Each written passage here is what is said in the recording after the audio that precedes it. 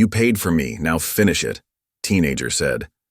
But when he took off her cloth, the dusty saloon falls silent as a ragged teenage girl is pushed onto the stage, sold off like cattle. Coins clink, boots shuffle, and every eye waits for the highest bidder. But one man steps forward, not to claim her, but to free her. She thinks her nightmare is over. But when the coat slips from her shoulders, the truth is revealed. Scars across her back, carved by cruelty she never deserved. Now the town whispers. A deed to hidden land surfaces. And powerful men, her own blood, the railroad, even the law, will stop at nothing to tear it from her hands. With gunsmoke in the air and a wounded rancher by her side, she faces a choice: surrender her dignity, or fight for a future no one believes she deserves. But what happens when freedom costs more than chains? And will love be strong enough to finish what began in that saloon? Every time I see your comments, I'm reminded how stories connect us across distances, backgrounds, and hearts. If values like respect, courage, and compassion still guide you, then you're part of this story too. The storm raged outside, rain lashing against the windows of the Dry Creek Saloon. Inside, the air hung thick with tobacco smoke and the stench of unwashed bodies. Men crowded around tables, their voices a low rumble punctuated by the occasional bark of laughter or curse. In the center of the room stood Clara Jameson, her chin raised defiantly despite the terror that gripped her heart. Her uncle, a weasel-faced man with greedy eyes, held her arm in a vice-like grip. "Who'll start the bidding?" he called out, his words slurring slightly. 17 years old, strong back, pretty face. She'll make a fine wife or worker, your choice. Clara fought back tears, her fingernails digging into her palms.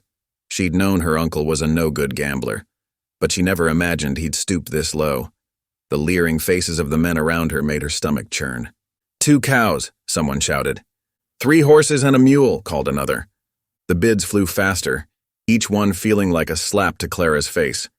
She'd lost her mama years ago, and her pa just last winter. Now it seemed she'd lose the last shred of dignity she had left.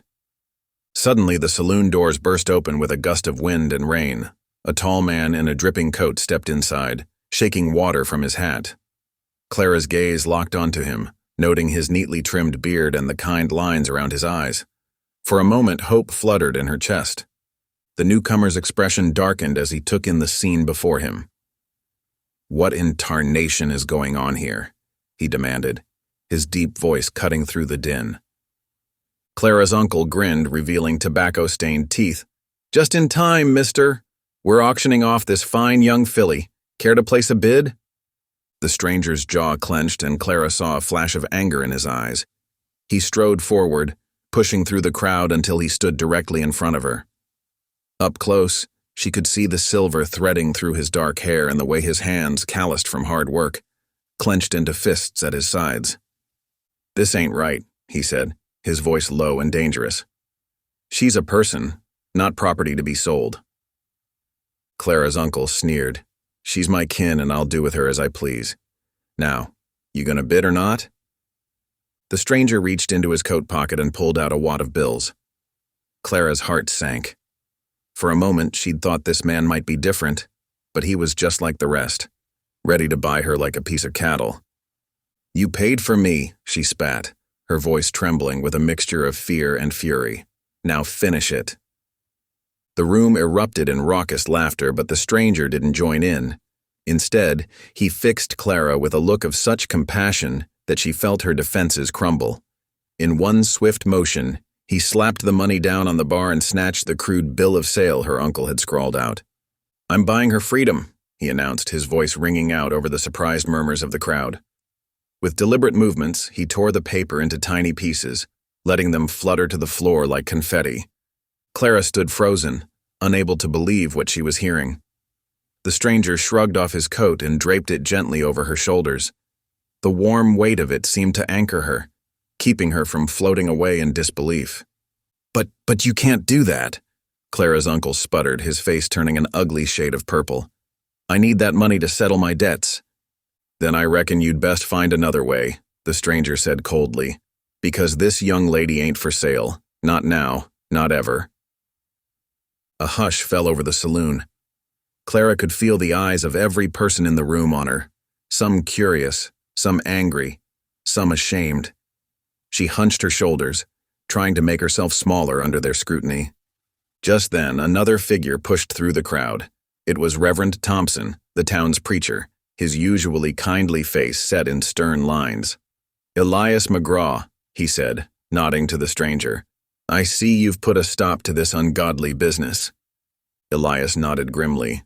"Couldn't stand by and watch, Reverend, it ain't right." The preacher turned to address the room at large. "You should all be ashamed of yourselves," he said, his voice thick with disappointment. "Treating a child of God like chattel. I expected better from this town." A few men shuffled their feet looking down at the floor. Others grumbled under their breath, but no one dared speak up against the preacher's words. Clara's uncle, seeing the tide turning against him, tried one last time. "Now see here," he blustered. "She's my responsibility, and You've shirked that responsibility in the worst way possible," Elias cut him off. "As far as I'm concerned, you've forfeited any claim on this young lady. She's free to make her own choices from here on out." Clara felt dizzy, overwhelmed by the sudden turn of events. She swayed on her feet, and Elias steadied her with a gentle hand on her elbow. "You all right, miss?" he asked softly. She nodded, not trusting her voice. The kindness in his eyes was almost too much to bear after the cruelty she'd endured. "Come on," Elias said. "Let's get you out of here."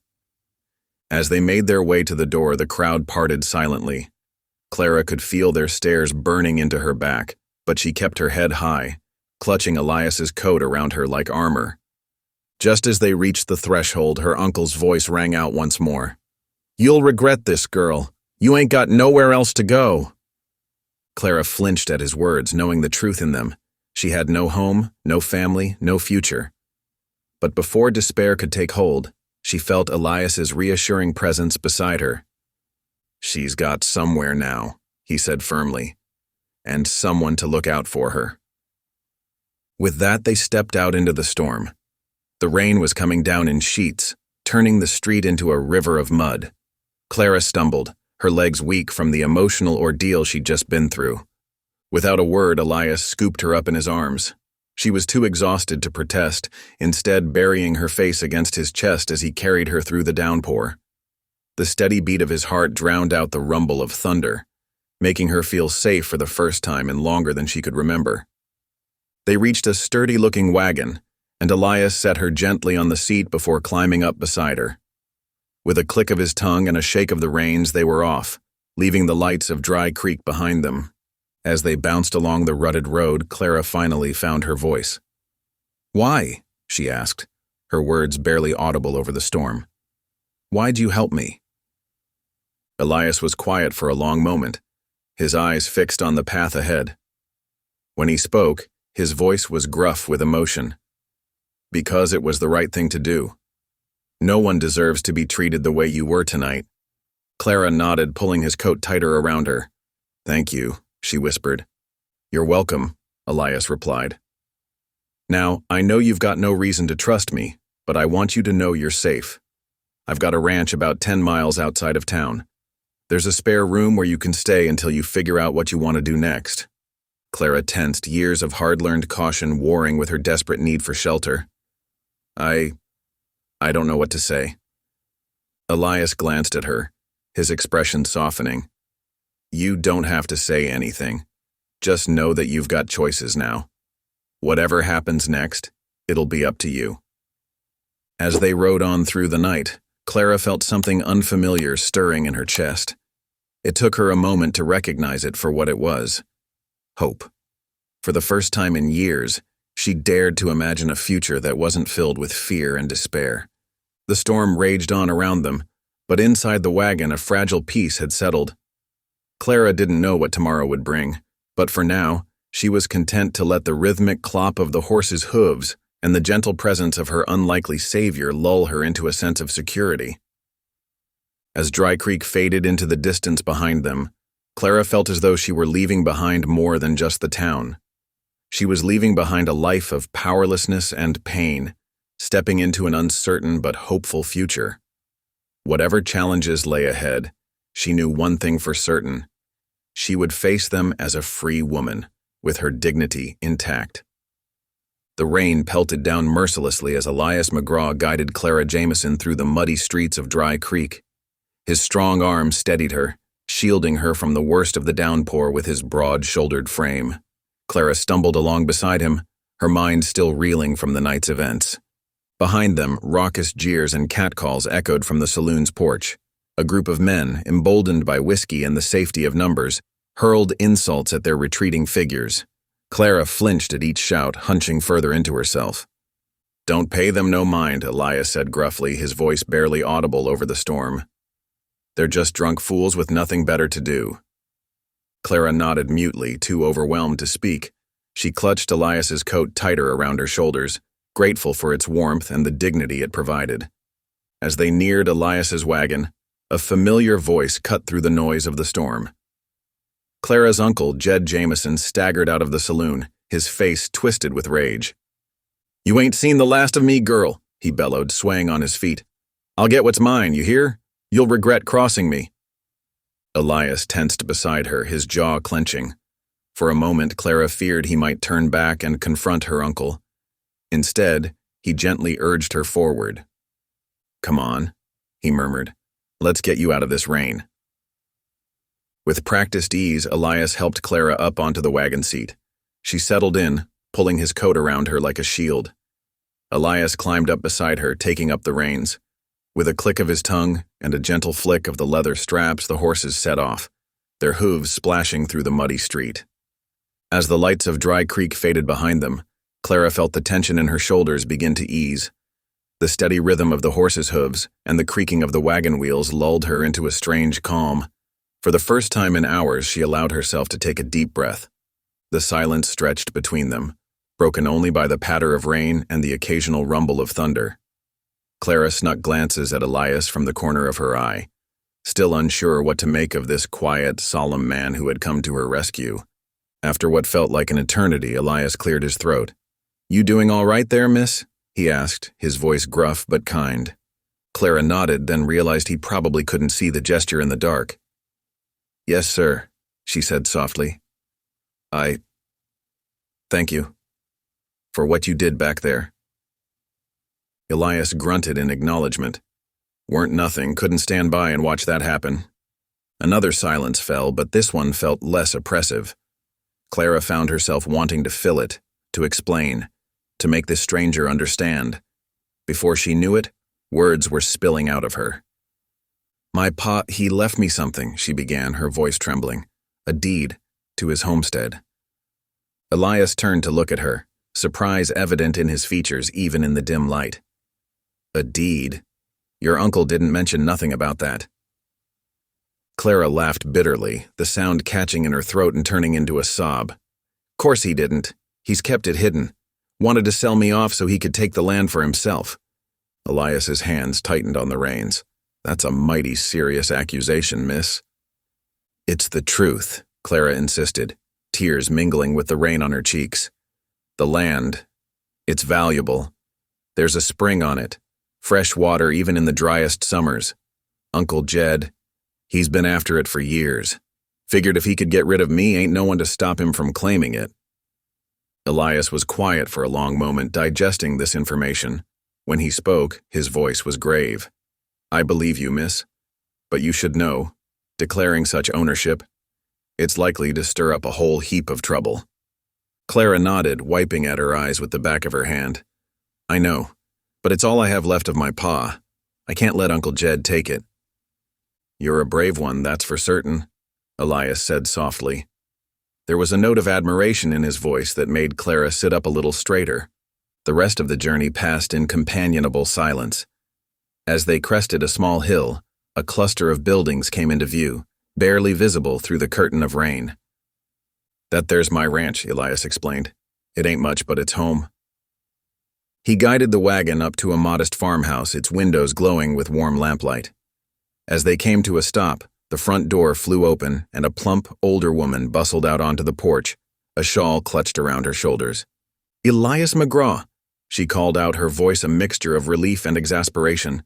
"What in tarnation are you doing out in this weather, and who's that with you?" Elias helped Clara down from the wagon before responding. "Mrs. Hattie, this here's Clara Jameson. She's going to be staying with us for a spell." Mrs. Hattie's eyes widened as she took in Clara's bedraggled appearance. In an instant, her expression softened from curiosity to motherly concern. "Oh, you poor dear. Come inside, quick now. Let's get you warmed up." Clara found herself ushered into the house, Elias following close behind. The interior was simple but cozy, with a crackling fire in the hearth that made Clara realize just how cold and wet she truly was. "Sit yourself down by the fire," Mrs. Hattie instructed, already bustling towards what Clara assumed was the kitchen. "I'll fetch you some dry clothes and heat up some stew." As Clara sank gratefully into a chair by the fireplace, she couldn't help but keep glancing at Elias. He stood awkwardly by the door, as if unsure of his place in this domestic scene. Clara studied his face in the warm lamplight, searching for any hint of his true motives. Despite his kindness, years of hard experience made it difficult for her to trust so easily. Mrs. Hattie returned quickly with a bundle of clothes and a steaming bowl of stew. "Here you are, dear," she said, setting the food down on a small table next to Clara. "Eat up now. You look like you haven't had a proper meal in ages." As Clara ate, savoring each spoonful of the hearty stew, Mrs. Hattie fussed around her, tisking at her damp hair and thin frame. Elias excused himself to tend to the horses, leaving the two women alone. "Now then," Mrs. Hattie said once Clara had finished eating, "why don't you get changed into these dry clothes? Then we'll see about finding you a proper bed for the night." Clara nodded gratefully, taking the bundle of clothes. As she changed in the small bedroom Mrs. Hattie showed her to, she could hear the older woman and Elias talking in low voices in the other room.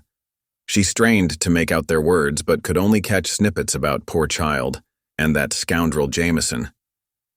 When she emerged, feeling much more comfortable in the simple but clean dress Mrs. Hattie had provided, she found Elias preparing to head back out to the barn. "I've got to finish up with the stock," he explained. "You get some rest now, Miss Clara. We'll talk more in the morning."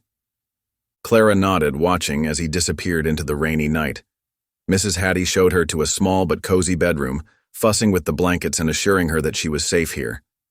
Left alone at last, Clara sank onto the edge of the bed. The events of the day washed over her, leaving her feeling drained and disoriented. Part of her still couldn't believe she was here, in this strange house, saved from a fate she'd thought inescapable. As the storm continued to rage outside, Clara clasped her hands together and bowed her head. In a whisper barely audible even to herself, she offered up a prayer of thanks for her unexpected deliverance. But even as gratitude filled her heart, a tendril of fear curled in her stomach. What new dangers would tomorrow bring? How long before her uncle came looking for her? And could she truly trust Elias and Mrs. Hattie? Or would they prove to be just another threat to her freedom? With these uneasy thoughts swirling in her mind, Clara crawled under the covers.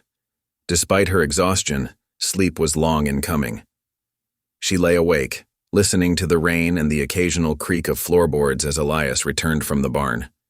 Only when the house had fallen completely silent did she finally drift off into a fitful slumber, her dreams filled with the jeering faces of the men from the saloon and her uncle's furious threats. The next morning dawned bright and clear, the storm having passed during the night. Clara woke early, feeling both refreshed and uneasy. She made her way to the kitchen where she found Mrs. Hattie already bustling about preparing breakfast. "Good morning, dear," Mrs. Hattie greeted her warmly. "I hope you slept well." Clara nodded, then rolled up her sleeves. "Can I help with anything?" she asked, eager to prove her usefulness. Mrs. Hattie smiled approvingly. "Why, certainly. You can start by fetching some eggs from the coop out back." As Clara set about her tasks, it quickly became clear that she was no stranger to household chores. She moved with confidence and efficiency, impressing Mrs. Hattie with her skill. "My, you're a handy one," Mrs. Hattie remarked as Clara expertly flipped a batch of flapjacks. "Where'd you learn to cook like that?" Clara's face tightened slightly. "Had to learn young," she said simply. "Uncle Jed wasn't much for cooking."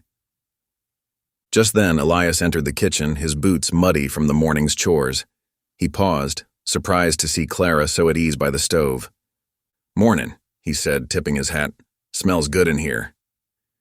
As they sat down to eat, Elias cleared his throat. "Miss Clara," he began, "I've been thinking.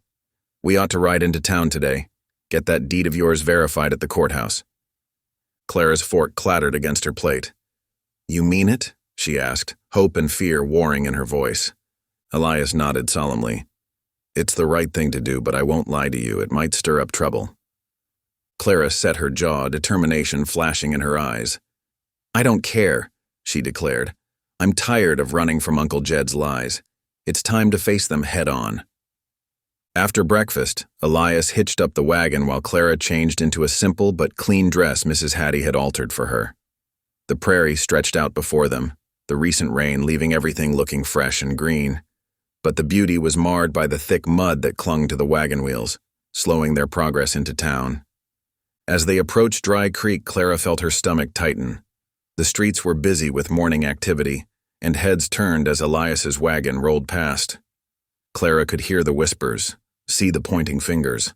Some faces showed curiosity, others suspicion, and a few outright hostility. "Don't pay them no mind," Elias muttered, but Clara could see the tension in his shoulders. They pulled up in front of the courthouse, a modest wooden building at the center of town. Clara took a deep breath, steeling herself for what was to come.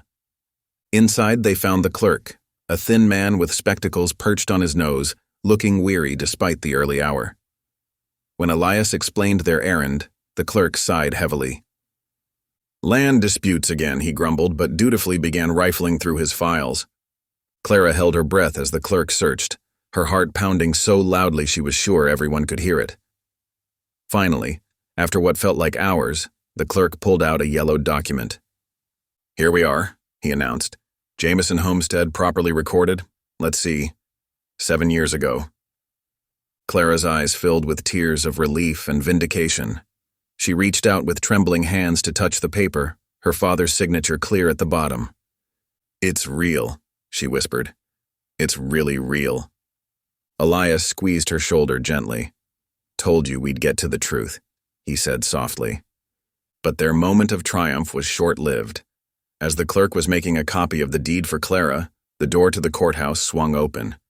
A well-dressed man in a smart suit entered, his eyes sharp and calculating. "Pardon me," he said smoothly, approaching the desk. "I couldn't help but overhear. Did you say Jameson Homestead?" The clerk nodded, oblivious to the sudden tension in Clara's posture. "How interesting," the man mused, his gaze settling on Clara. "And you must be Miss Jameson, I presume?" Clara nodded warily, not liking the gleam in the man's eye. "Frederick Hawkins," he introduced himself, tipping his hat. "Agent for the Western Pacific Railroad. We're always interested in promising properties in the area." Elias stepped forward, placing himself slightly in front of Clara. "The lady's not looking to sell," he said firmly. Hawkins smiled, but it didn't reach his eyes. Of course, just making introductions." He tipped his hat again and left, but not before Clara saw him jot something in a small notebook. The ride back to Elias's ranch was quieter than the journey into town. Clara clutched the copy of her deed tightly, still hardly daring to believe it was real. As they neared the ranch, Elias finally broke the silence. "Miss Clara," he said gravely, "I'm glad we got that deed confirmed. But I need you to understand something. The law might be on your side, but there are men out there who won't care about that. Men who'll do anything for water rights, especially in these parts." Clara nodded, her jaw set in a determined line. "I understand," she said, "but this land was my pa's. It's all I have left of him. I won't give it up without a fight." Elias studied her for a long moment, then nodded approvingly. "You've got spirit, Miss Clara. You're gonna need it." As they pulled up to the ranch, Clara's mind was already racing with plans. She had her proof now, but she knew the real battle was just beginning. Whatever came next, she was ready to face it head-on. That evening, as the sun dipped below the horizon, painting the sky in shades of orange and purple, Clara found herself seated at the kitchen table with Elias and Mrs. Hattie. The aroma of freshly baked bread and savory stew filled the air, but an awkward tension hung over the meal. Clara shifted in her seat, her eyes darting between her plate and her host's. "I'd like to help more around the ranch," she said softly, breaking the silence. "To earn my keep, you know." Elias looked up from his bowl, his brow furrowed. "That's not necessary, Miss Clara. You're our guest." Mrs. Hattie nodded in agreement, her weathered face softening with maternal concern. "There's no rush, dear. You need time to heal and settle in." Clara's cheeks flushed, torn between gratitude and a stubborn desire for independence. "But I can't just sit idle. I need to do something." Elias set down his spoon, his voice gentle but firm. "Patience, Miss Clara. There'll be time enough for work later. For now, just focus on resting." The meal continued in fits and starts of conversation, the atmosphere thick with unspoken words and uncertain futures. As Mrs. Hattie cleared the dishes, Elias retrieved a worn leather Bible from a nearby shelf. "I usually read a passage before turning in," he explained, his fingers tracing the faded gold lettering on the cover. "Would you care to join me, Miss Clara?" Clara hesitated, memories of harsh sermons and judgmental stares flashing through her mind. But something in Elias's calm demeanor made her reconsider. After a moment, she gave a small nod. Elias opened the Bible, its pages soft and yellowed with age. His deep voice filled the room as he read words of comfort and hope. Clara found herself listening intently, surprised by the peace that settled over her. As the evening drew to a close, Clara retreated to the small room Mrs. Hattie had prepared for her. Alone at last, she carefully removed her dress, the only one she owned. Its fabric was thin and patched in places, a testament to years of wear and little care. As she folded the garment, Clara caught sight of her reflection in a small mirror on the wall. She turned, revealing the web of scars crisscrossing her back. The sight of them, silvery in the lamplight, brought a flood of memories she'd fought so hard to suppress. Tears welled up in Clara's eyes, spilling silently down her cheeks. She bit her lip, determined not to make a sound that might bring Mrs. Hattie or Elias running. These were private tears, a grief she wasn't ready to share. Meanwhile, in the saloon back in Dry Creek, a very different scene was unfolding. Clara's uncle, Jed Jameson, slammed his fist on the bar, his face flushed with anger and cheap whiskey. "That uppity little brat," he snarled, spittle flying from his lips. "Thinks she can just run off and take what's rightfully mine?" Two rough-looking drifters lounged nearby, their eyes glinting with interest at Jed's outburst. Sensing an opportunity, Jed beckoned them closer. "Boys," he said, his voice low and dangerous, "how'd you like to earn some easy money? I've got a niece that needs bringing home, and a do-gooder rancher that needs teaching a lesson." The drifters exchanged glances, slow grins spreading across their faces.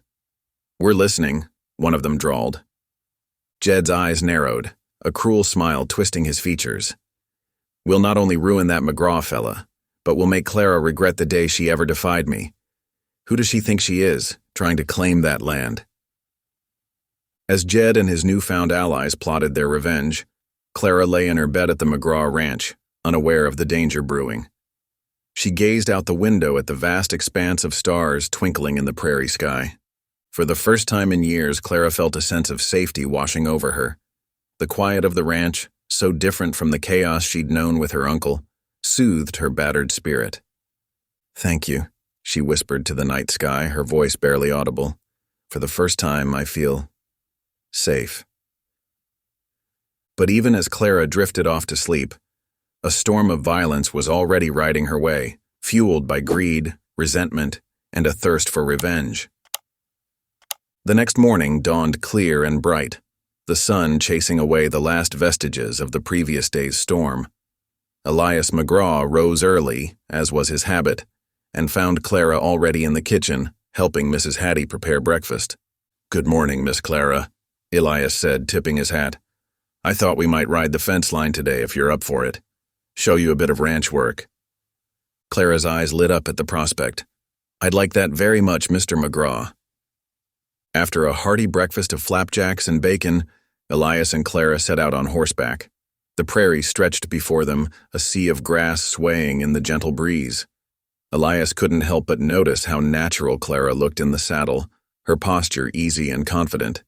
As they rode, Elias pointed out various landmarks and explained the basics of cattle ranching. Clara listened intently, her eyes sharp and curious. When they reached a section of broken fence, Elias dismounted and grabbed some tools from his saddlebag. "Now, Miss Clara," he began, "mending fences is a never-ending job on a ranch. Let me show you how it's done." To Elias's surprise, Clara was already off her horse and rolling up her sleeves. "I've done this before, Mr. McGraw," she said with a hint of pride. "My pa taught me when I was little."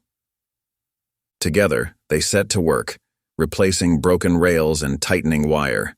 Elias found himself impressed by Clara's grit and determination. She worked tirelessly, her small hands calloused and sure. As the morning wore on, they moved to a nearby spring where a group of calves had gathered. Elias showed Clara how to check the water level and clear any debris that might have collected. "It's important to keep the water clean and flowing," he explained, "especially in these dry months." Clara nodded, her face serious. "Water's precious out here. I remember my pa always saying that." By midday, they had covered a good portion of the fence line. Elias couldn't help but feel a sense of satisfaction as they rode back to the ranch house. Clara had proven herself to be a hard worker, eager to learn and quick to pitch in. Mrs. Hattie had lunch waiting for them when they returned, thick sandwiches and cool lemonade. As they sat down to eat, the sound of approaching hoofbeats caught their attention. Sheriff Cole Mathers rode up, his face grim beneath the brim of his hat. Elias excused himself and went out to meet him. "Afternoon, Elias," the sheriff said, dismounting. "Mind if we talk a moment?" Elias nodded, leading Cole to the porch where they could speak privately. "What brings you out this way, Cole?" The sheriff sighed, running a hand through his graying hair. "It's about the girl, Elias. Her uncle's been making a ruckus in town, swearing vengeance against both of you." Elias's jaw tightened. "I bought her freedom, Cole. She's not property to be sold or claimed." "I know that, and you know that," Cole said, his voice low. "But folks in town are talking. They don't understand what happened, and gossip's spreading like wildfire. It's hurting both your reputations." Elias felt a surge of anger, but he pushed it down. "What would you have me do, Cole? Turn her out?" The sheriff shook his head. "No, of course not. Just be careful, Elias. Clara's uncle is a mean drunk, and he's got nothing to lose. Keep an eye out, and don't hesitate to send for me if there's trouble." After the sheriff departed, Elias returned to the kitchen, his mind heavy with worry. Clara looked up as he entered, her eyes questioning. "Is everything all right, Mr. McGraw?" she asked softly. Elias hesitated, then decided honesty was best. "Sheriff Cole came to warn us. Your uncle's been causing trouble in town, spreading rumors." Clara's face fell, but then a determined look settled over her features. "I don't care about whispers, Mr. McGraw," she said firmly. "The only thing I fear is losing my land. It's all I have left of my pa." Elias felt a surge of admiration for her courage. "We'll figure this out, Miss Clara. I promise you that." As evening fell, Elias found himself sitting before the fireplace, lost in thought. The flames danced before him, casting flickering shadows across the room. He couldn't shake the protective feelings that had been growing all day, feelings he hadn't experienced since his wife's passing years ago. Clara was so young, so vulnerable, yet so strong. Her determination to claim her rightful inheritance, her eagerness to work and learn. It all stirred something in Elias's heart that both excited and terrified him. Outside, unbeknownst to Elias, shadows moved near the barn. Clara's uncle, Jed Jameson, and two hired guns crouched in the darkness, watching the ranch house. Jed's eyes glittered with malice as he observed the warm light spilling from the windows. "There she is, boys," he whispered, pointing to a silhouette moving past a window. "My ungrateful niece, thinking she can just take what's mine and get away with it." One of the hired guns shifted nervously.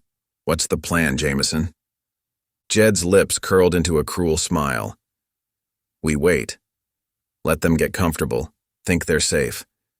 Then we'll show them just how wrong they are." As the night deepened, two worlds existed side by side on the McGraw Ranch.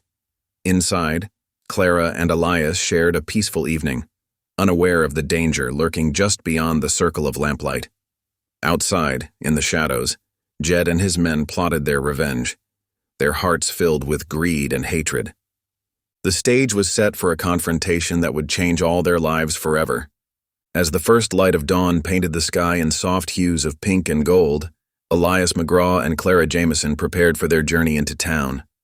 The ranch house bustled with activity as Mrs. Hattie fussed over them, her weathered hands working quickly to pack a basket of food for their trip. "Now, you two be careful," Mrs. Hattie cautioned, her brow furrowed with worry. "There's still plenty of folks in town who don't understand what's really going on." Elias nodded, his face solemn. "We'll be all right, Hattie. The preachers arranged this hearing and we've got the law on our side." Clara stood quietly by the door, her fingers fidgeting with the hem of her freshly pressed dress. The importance of the day weighed heavily on her young shoulders, but determination shone in her eyes. As they set out in Elias's wagon, the morning air was crisp and filled with promise. The prairie stretched out before them, a sea of grass swaying gently in the breeze. Clara sat beside Elias, her back straight and her chin held high. After they had traveled for a while in companionable silence, Clara turned to Elias, her voice soft but steady. "Mr. McGraw, do you ever regret rescuing me that night in the saloon?" Elias's hands tightened on the reins for a moment before he answered. "Miss Clara, I won't lie to you. It's brought some trouble, that's for certain." He paused, his gaze fixed on the horizon. "But it's also brought something else. A sense of purpose I haven't felt in years, not since my wife passed." Clara's eyes widened at this admission.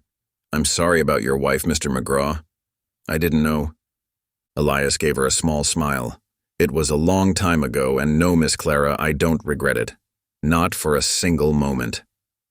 The rest of the journey passed quickly, and soon they were pulling up in front of the courthouse in Dry Creek. The building loomed before them, its weathered boards and peeling paint a testament to the harsh prairie conditions. Inside, the courtroom was already filling with curious townsfolk. The preacher, Reverend Johnson, stood near the front, his Bible clutched tightly in his hands. He nodded encouragingly as Elias and Clara made their way to their seats. The judge, a stern-faced man with graying hair, called the hearing to order. "We're here today to review the claim of Miss Clara Jameson to her late father's property," he announced, his voice echoing in the suddenly quiet room.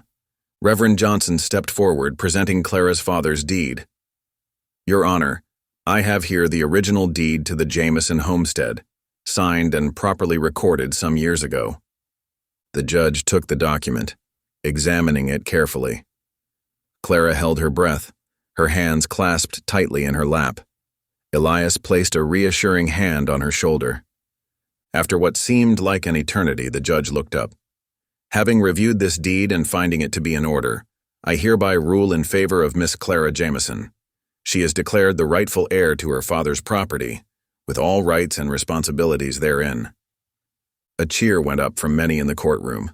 Clara's face broke into a radiant smile, tears of joy and relief shining in her eyes. Elias grinned, squeezing her shoulder gently. As they made their way out of the courthouse, many townsfolk approached to offer their congratulations.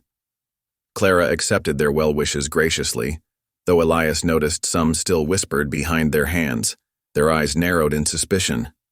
Near the back of the room, a man in a sharp suit lingered, his eyes fixed on Clara. The railroad agent's gaze was calculating, seeing not a young woman's triumph, but an opportunity ripe for exploitation. Elias ushered Clara out to the wagon, helping her up with a gentlemanly hand. As they set off for home, Clara's excitement was palpable. "We did it, Mr. McGraw," she exclaimed. "It's really mine now. My pa's land, just like he wanted." Elias nodded, his smile tinged with caution. "It's a great victory, Miss Clara. But remember, owning land out here comes with its own set of challenges. We'll need to stay vigilant." Clara's enthusiasm dimmed slightly, but her determination remained strong. "I understand, but whatever comes, I'm ready to face it." As they traveled home, the sun began to set, painting the sky in brilliant oranges and purples. The ranch house came into view, a welcoming sight after the long, eventful day. Mrs. Hattie was waiting for them on the porch, her face anxious until she saw their smiles. "Oh, thank the Lord," she breathed. Come in, come in. I've got a stew on the stove that'll warm you right up." Inside, the kitchen was filled with the rich aroma of beef and vegetables. As they sat down to eat, the mood was celebratory. Clara regaled Mrs. Hattie with the details of the hearing, her eyes shining with pride. Laughter filled the room as they shared stories and savored the hearty meal. For Clara, it felt like being part of a family again.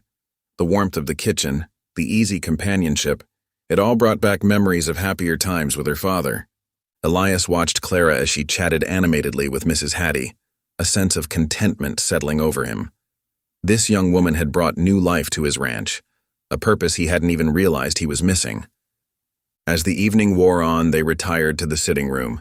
Mrs. Hattie brought out her mending while Elias read aloud from his worn Bible. Clara listened intently, finding comfort in the familiar words and the deep rumble of Elias's voice. Outside, however, the peace of the evening was deceptive. Hidden in the shadows beyond the warm glow of the windows, unseen eyes watched the scene within. 3 figures crouched in the darkness, Clara's uncle Jed and his 2 hired guns. Jed's face was twisted with anger and greed as he observed the happy gathering inside. "Look at them," he hissed, "thinking they've won. Well, we'll show them different, boys. We'll take what's rightfully mine and they won't know what hit them." One of the hired guns shifted nervously. "What's the plan, Jameson?" Jed's eyes glittered dangerously in the moonlight. "We wait. Let them get nice and comfortable. Then, when they least expect it, we strike. That land, and that ungrateful girl, will be mine again." As the night deepened, 2 worlds existed side by side on the McGraw Ranch. Inside, Clara, Elias, and Mrs. Hattie enjoyed their hard-won peace, unaware of the danger lurking just beyond the circle of lamplight. Outside, in the shadows, Jed and his men plotted their ambush, their hearts filled with malice and revenge. The night had settled over the McGraw Ranch, a blanket of stars twinkling above the peaceful prairie. Inside the cozy farmhouse, Clara, Elias, and Mrs. Hattie had retired to their rooms, the excitement of the day's victory still lingering in their minds. Elias, ever vigilant, couldn't shake the feeling that something wasn't right. He tossed and turned in his bed, unable to find rest. Finally, with a sigh, he rose and pulled on his boots. "Might as well check on things," he muttered to himself. The floorboards creaked softly under his feet as he made his way downstairs and out to the barn. The cool night air filled his lungs, and he paused for a moment, listening to the quiet sounds of the ranch at night. Crickets chirped and a distant coyote howled, but nothing seemed amiss. Elias pushed open the barn door, the hinges groaning softly. He moved among the horses, patting their necks and murmuring soothing words. Satisfied that the animals were settled, he turned his attention to the lanterns hanging from the rafters. As he reached up to adjust the first lantern, a sudden crack split the night air. Elias froze, his heart pounding. Another shot rang out, followed by angry shouts and the sound of breaking glass. "Clara!" Elias yelled, his mind instantly going to the young woman's safety. He sprinted from the barn, grabbing his rifle from its place by the door. The scene that greeted him was chaos. 3 men on horseback were circling the house, firing wildly into the windows. Elias recognized the lead rider immediately, Clara's uncle, Jed Jameson, his face twisted with rage and greed. "Clara!" Elias shouted again, his eyes scanning frantically for any sign of her. He spotted her then, stumbling out of the house in her nightgown, her eyes wide with terror. Without hesitation, Elias ran towards her, his rifle raised. "Get back!" he yelled at the attackers, placing himself between Clara and danger. A bullet whizzed past his ear and Elias returned fire, forcing Jed and his men to pull back momentarily. He could hear Mrs. Hattie screaming from inside the house, calling for help. "Clara, run!" Elias ordered, turning to push her toward safety. But as he did, a searing pain exploded in his shoulder. He stumbled, his rifle falling from suddenly numb fingers. Clara's scream pierced the night as Elias collapsed to his knees, blood blooming across his shirt. Through a haze of pain, he saw Jed dismount and stride towards them, a cruel smile twisting his features. "Well, well," Jed sneered, looking down at Elias. Looks like the hero ain't so tough after all. Elias tried to rise to protect Clara, but his body wouldn't respond. He could only watch helplessly as Jed grabbed Clara's arm, yanking her roughly towards him. "Let me go!" Clara cried, struggling against her uncle's iron grip. "Elias, help!" Jed backhanded Clara across the face, silencing her cries. "Shut up, you worthless little brat," he snarled. "I'm going to teach you what happens when you defy me. I'll break that spirit of yours, mark my words." Elias fought against the darkness creeping at the edges of his vision. "Leave her. Alone," he gasped, his words barely audible over the pounding rain that had begun to fall. Jed laughed, a harsh, mirthless sound. "You ain't in no position to be making demands, mister." He nodded to one of his men, who dismounted and approached Clara with a length of rope. Clara kicked and screamed as the man bound her hands and feet, then stuffed a dirty rag into her mouth. Tears streamed down her face as she locked eyes with Elias, silently pleading for help he couldn't give. Mrs. Hattie burst out of the house then, a shotgun in her trembling hands. "You let that girl go, you monster!" she shouted, her voice shaking with fury and fear. Jed's men trained their guns on her, forcing Mrs. Hattie to lower her weapon. Now, Jed said, his voice mockingly pleasant. "We wouldn't want anyone else to get hurt, would we? We're just taking what's rightfully mine." With a grunt, Jed hoisted Clara over his shoulder and carried her to his horse. She thrashed weakly but couldn't break free. In one smooth motion, he threw her across the saddle and mounted up behind her. "Much obliged for taking care of my property," Jed called out, tipping his hat in a mocking salute. "But I'll be handling things from here on out." With that, he spurred his horse, and the three riders thundered off into the night, Clara bouncing helplessly across the saddle. Mrs. Hattie rushed to Elias's side, her hands fluttering over his wound. "Oh, Lord, have mercy," she breathed, pressing her apron against the bleeding hole in his shoulder. "Help! Somebody help us!" But her cries were swallowed by the storm, lost in the rumble of thunder and the pounding of rain.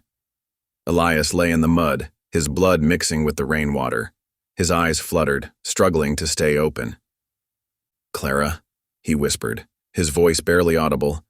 "Got to save Clara." Mrs. Hattie leaned close, straining to hear him over the storm. "Don't you worry about Clara now," she said, her voice choked with tears.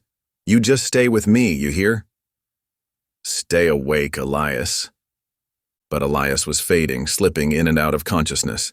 In his mind, he saw Clara's terrified face, heard her screams as she was carried away. He had failed her, failed to keep her safe. As the rain fell harder, turning the yard into a sea of mud, Elias drifted deeper into darkness. The last thing he heard was Mrs. Hattie's voice, calling desperately for help that seemed so far away. Miles from the ranch, in an old abandoned barn near Clara's homestead, Jed and his men finally reined in their horses. Clara, soaked to the skin and shivering with cold and fear, was roughly pulled from the saddle. "Welcome home, girl," Jed sneered, shoving her towards the dilapidated structure. "Hope you enjoyed your little taste of freedom, 'cause it's the last you'll ever have."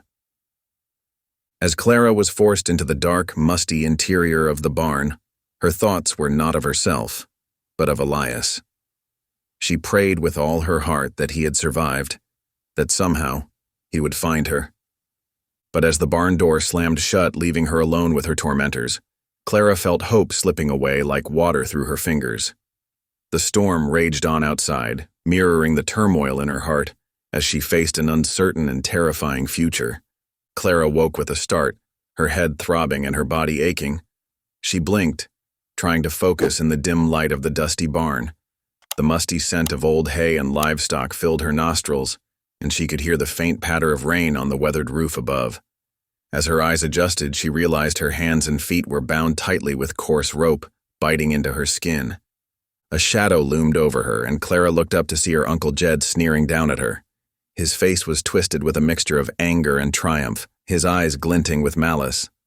Well, Sleeping Beauty's finally awake," Jed drawled, his voice dripping with sarcasm. "Hope you enjoyed your little adventure, 'cause it's over now."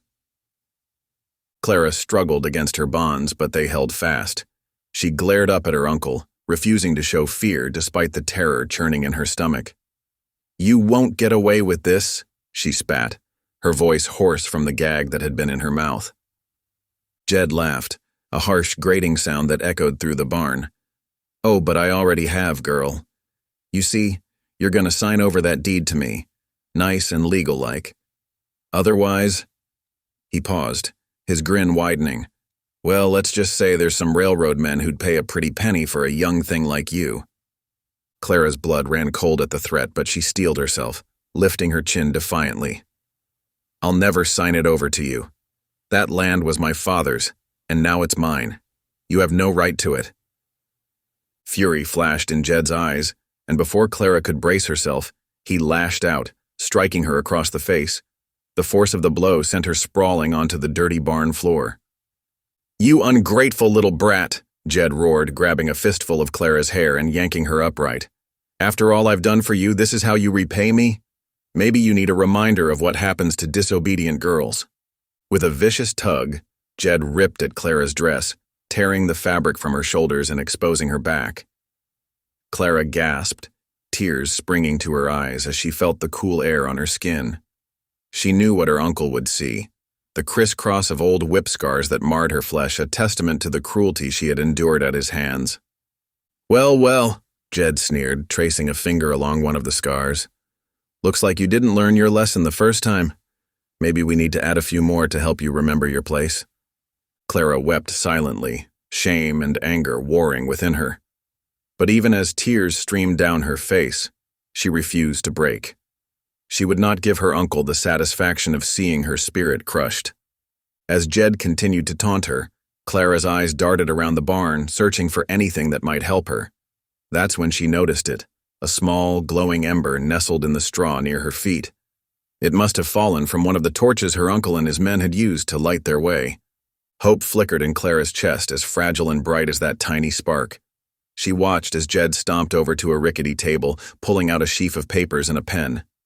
"Now you're gonna sign these papers," he growled, shoving them in front of her face. "And don't even think about trying anything funny. One wrong move, and I'll make sure you regret it for the rest of your miserable life." Clara's mind raced. She knew she couldn't sign those papers, but she also knew she couldn't overpower her uncle. Her eyes flicked back to the ember, and a desperate plan began to form. Meanwhile, back at the ranch, Elias McGraw was fighting his own battle. Despite the searing pain in his shoulder and the weakness that threatened to overwhelm him, he struggled to his feet. "I've got to go after her," he gasped, swaying unsteadily. "Clara needs me." Mrs. Hattie hovered anxiously nearby, her face etched with worry. "Elias, you're in no condition to ride. You'll bleed to death before you even make it off the property." Just then, the sound of approaching horses caught their attention. Elias squinted through the rain to see several figures approaching, the preacher, leading Sheriff Cole and a group of townsfolk. "Praise the Lord," Mrs. Hattie breathed, rushing to meet them. Sheriff Cole dismounted quickly, his eyes widening as he took in the scene. "What in tarnation happened here?" he demanded. As Mrs. Hattie quickly explained the situation, the preacher helped Elias to a chair on the porch. "Easy now, son," he murmured. "You've lost a lot of blood." But Elias shook his head, his jaw set with determination. "We don't have time for this. Clara's out there, in danger. We've got to find her." Sheriff Cole nodded grimly. "He's right, Jed Jameson's gone too far this time. I'm forming a posse to go after them." He turned to the gathered townsfolk. "Who's with me?" A chorus of affirmatives rang out, and Elias felt a surge of gratitude for these people who were willing to risk themselves for Clara's sake. "I'm coming too," Elias insisted, pushing himself to his feet once more. Mrs. Hattie opened her mouth to protest, but the preacher laid a gentle hand on her arm. "Let him go, Hattie. Sometimes a man's got to do what's right, no matter the cost." Elias met the preacher's eyes, seeing understanding there. "Clara's worth fighting for," he said softly. "I won't abandon her now." Sheriff Cole nodded, respect evident in his gaze. "All right then, let's get mounted up. We've got a long night ahead of us." As the posse prepared to ride out, Mrs. Hattie hurriedly bound Elias's wound as best she could. The pain was still intense, but Elias pushed it aside, focusing on the task ahead. Under the flickering light of torches, the group set out into the prairie night. The rain had eased to a light drizzle, and in the distance, lightning occasionally illuminated the vast expanse of land. Elias rode at the front of the group, his eyes scanning the darkness for any sign of Clara or her captors. His shoulder throbbed with every movement of his horse, but he gritted his teeth against the pain. All that mattered now was finding Clara and bringing her home safely. As they rode, Elias's mind was filled with images of Clara, her defiant spirit, her quiet strength, the way her eyes had lit up when the judge had declared her the rightful owner of her father's land.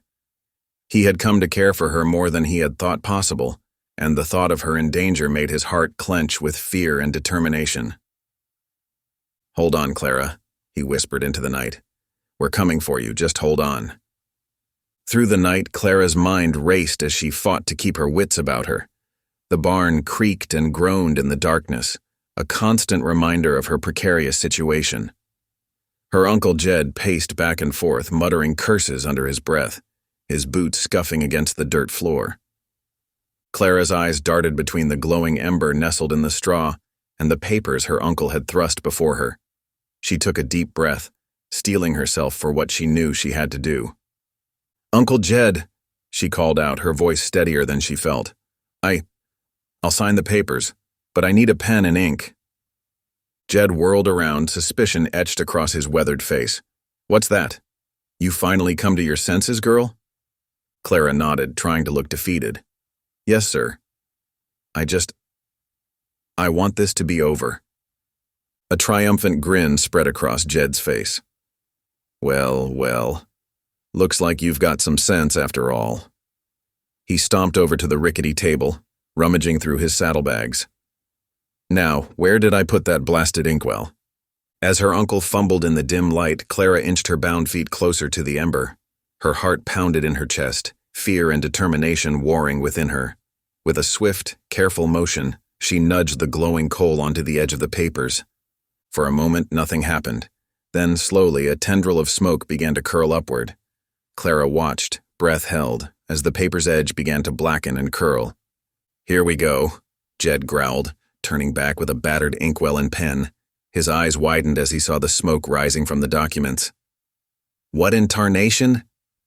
The papers erupted into flame, casting an orange glow throughout the barn. Jed let out a bellow of rage, lunging forward to stamp out the fire. But it was too late. The fraudulent documents were quickly reduced to ash. "You little snake!" Jed roared, his face contorted with fury. He raised his hand and struck Clara hard across the face, sending her sprawling onto the dirty floor. Clara tasted blood in her mouth, but a fierce pride burned in her chest. She looked up at her uncle, defiance blazing in her eyes. "I'll never sign over my father's land to you," she spat. "Never." Jed loomed over her, fists clenched, when suddenly a new sound caught their attention. In the distance, barely audible over the pounding rain, came the thunder of approaching hoofbeats. Miles away, Elias McGraw clung to his saddle, his face pale and drawn with pain and blood loss. Sheriff Cole rode beside him, casting worried glances at the wounded rancher. "Elias, you're in no shape for this," Cole said, his voice gruff with concern. "You should have stayed back at the ranch." Elias shook his head, gritting his teeth against the agony in his shoulder. "I made a promise," he gasped. "I won't abandon her." The posse pressed on through the night, guided by the faint glow of torchlight. As they crested a hill, a structure came into view, an old, dilapidated barn, a faint light flickering from within. "There!" Elias called out, spurring his horse forward despite the searing pain that threatened to overwhelm him. Inside the barn, Jed Jamison's head snapped up at the sound of approaching riders. Panic flashed across his face as he realized he was cornered. He grabbed Clara roughly by the arm, yanking her to her feet. "We're getting out of here," he snarled, dragging her toward the back of the barn where a small door led out into the night. Clara stumbled, her bound feet making it difficult to keep up with her uncle's frantic pace. As they neared the exit, she heard a familiar voice calling her name. "Elia," she screamed, her heart leaping with hope and fear. "Elias, I'm here." Outside, Elias's head jerked up at the sound of Clara's voice. Ignoring the protests of Sheriff Cole and the others, He slid from his horse, nearly collapsing as his feet hit the ground. With trembling hands, he raised his rifle and staggered toward the barn. The old wooden door creaked open, and Elias found himself face to face with Jed Jameson. The older man had one arm wrapped tightly around Clara, using her as a human shield. "Back off, McGraw," Jed snarled, his eyes wild with desperation, "or I swear I'll hurt her." Elias's arms shook with the effort of holding the rifle steady. He could feel warm blood seeping through his bandages, his vision blurring at the edges. But as he looked at Clara, her face bruised, her dress torn but her eyes blazing with defiance, he knew he couldn't give up. "Let her go, Jed," Elias said, his voice low and steady despite his weakness. "It's over." For a moment, tension crackled in the air like lightning. Then, in a blur of motion, Sheriff Cole appeared behind Jed, his own gun pressed against the man's back. "You heard him, Jameson," Cole growled. "Let the girl go. Now." Jed's grip on Clara loosened, and she wrenched herself free, stumbling forward. As she did, her torn dress slipped further, revealing the web of scars across her back. Clara froze, shame and fear washing over her as she realized her secret was exposed. She waited for the gasps of horror, the looks of disgust. Instead, she felt a gentle touch on her shoulder. She looked up to see Elias, his face etched with compassion and something else, a fierce, protective tenderness that made her breath catch in her throat. "Scars don't make you less, Clara," Elias whispered, his voice rough with emotion. "They show you lived. You survived." A sob tore from Clara's throat, and she collapsed into Elias's arms. He held her tightly, ignoring the pain that flared in his wounded shoulder. Around them, townsfolk swarmed into the barn, securing Jed and marveling at the scene before them. As the first light of dawn began to seep through the cracks in the barn walls, Clara clung to Elias, her tears soaking into his shirt. For the first time in years, she felt truly safe. The fraudulent papers were destroyed. Her uncle was in custody and she was free. Clara looked up at Elias, seeing the pallor of his skin and the lines of pain etched around his eyes. "You came for me," she whispered, awe in her voice. Elias smiled down at her, his eyes warm despite his exhaustion. "I'll always come for you, Clara. Always." As the first light of dawn crept through the cracks in the old barn's walls, Sheriff Cole emerged, his face grim with determination. He gripped Clara's Uncle Jed firmly by the arm, leading him out into the misty morning. Jed's wrists were bound tightly with iron shackles, the metal clinking with each stumbling step. "You'll pay for this," Jed snarled, his eyes wild with fury as he glared at Clara and Elias. "You hear me? This ain't over." His curses echoed through the barn, bouncing off the weathered wood and fading into the damp air. The townsfolk who had gathered to help with the rescue shifted uncomfortably, averting their eyes from the spectacle. Sheriff Cole gave Jed a firm shake. "That's enough out of you," he growled. "You've done enough harm." As the sheriff marched Jed away, the two drifters who had aided in Clara's kidnapping melted into the shadows. They knew better than to stick around now that justice had arrived. The air seemed to clear as they disappeared, as if a foul odor had been swept away by the morning breeze. Elias leaned heavily against the barn door, his face pale with pain and exhaustion. Clara stood close beside him, her small hand gripping his arm, offering what support she could. The events of the night had left them both battered and weary, but a sense of relief hung in the air like a comforting blanket. Mrs. Hattie pushed through the crowd, her lined face creased with worry. "Land sakes, look at you two," she clucked, taking in their bedraggled appearance. "We need to get you both home and tended to right quick." The preacher, who had ridden out with the posse, stepped forward. "I'll help get them back to the ranch," he offered, his kind eyes moving from Elias to Clara. "You've both been through quite an ordeal." With gentle hands, the townsfolk helped Elias and Clara into a waiting wagon. The ride back to the ranch was slow and bumpy, each jolt sending a fresh wave of pain through Elias's wounded shoulder. Clara sat beside him, her fingers intertwined with his, drawing strength from his presence. As they pulled up to the ranch house, Mrs. Hattie was already bustling about, gathering bandages and herbs. She directed the men to help Elias inside, settling him carefully on the bed in the main room. "Now you just lie still," she instructed Elias firmly.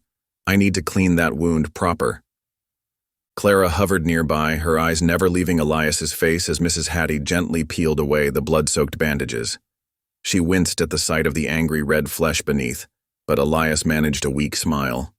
"I've had worse," he murmured, though the lines of pain around his eyes betrayed his true discomfort.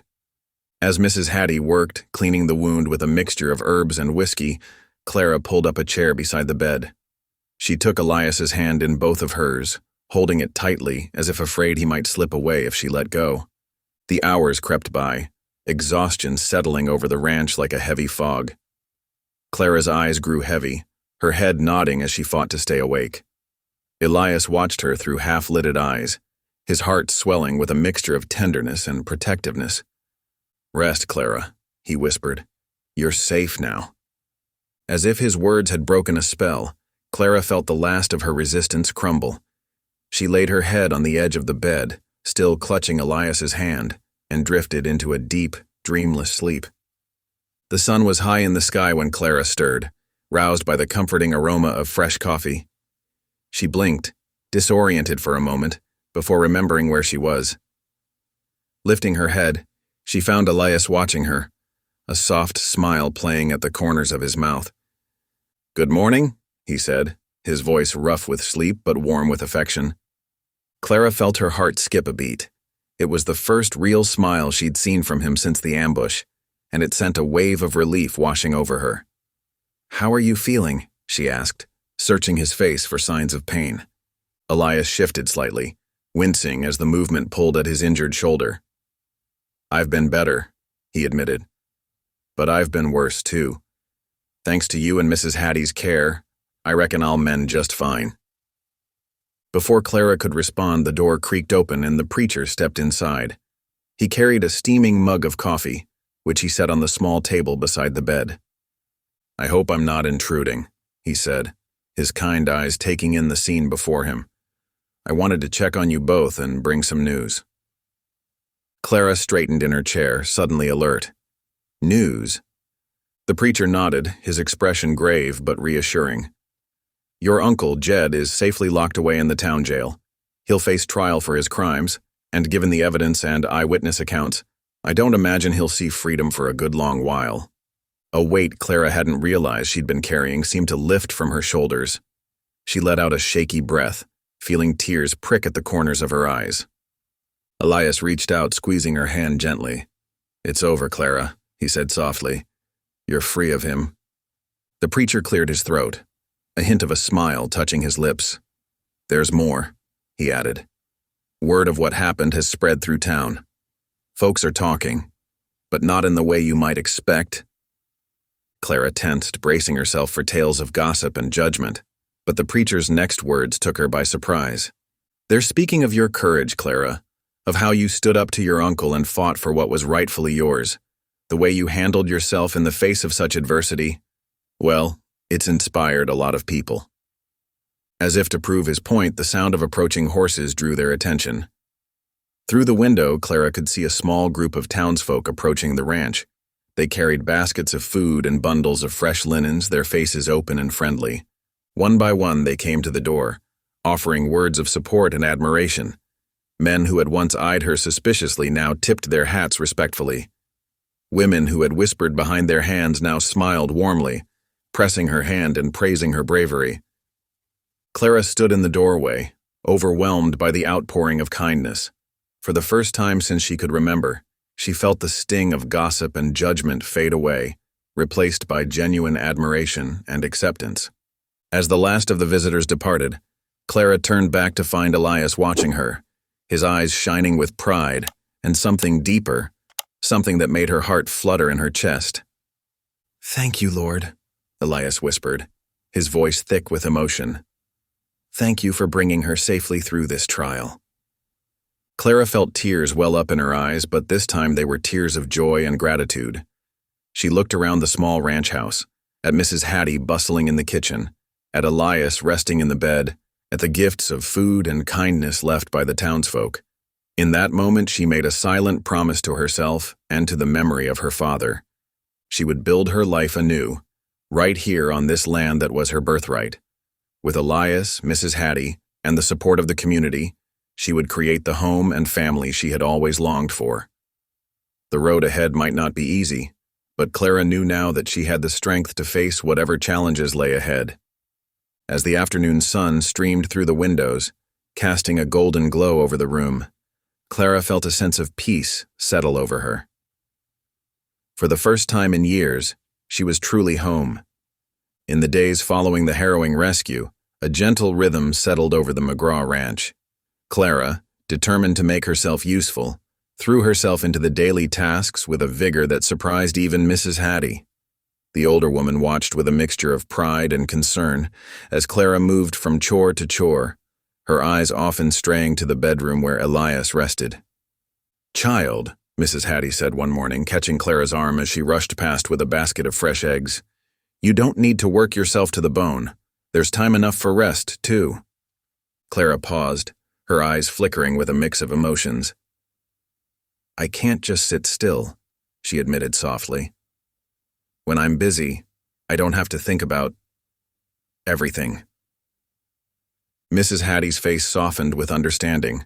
She patted Clara's cheek gently. "I know, dear, but healing takes time, for both body and spirit." Nodding, Clara took a deep breath and squared her shoulders. "I'll try to remember that," she promised. As the days passed, Clara found herself drawn more and more to Elias's bedside. At first, she came with excuses, bringing him meals, changing his bandages, or adjusting his pillows. But soon, she began to linger, drawn by the quiet strength and kindness in his eyes. One afternoon, as golden sunlight streamed through the window, Clara noticed Elias's worn Bible resting on the nightstand. She picked it up hesitantly, her fingers tracing the cracked leather cover. "Would you like me to read to you?" she asked, her voice barely above a whisper.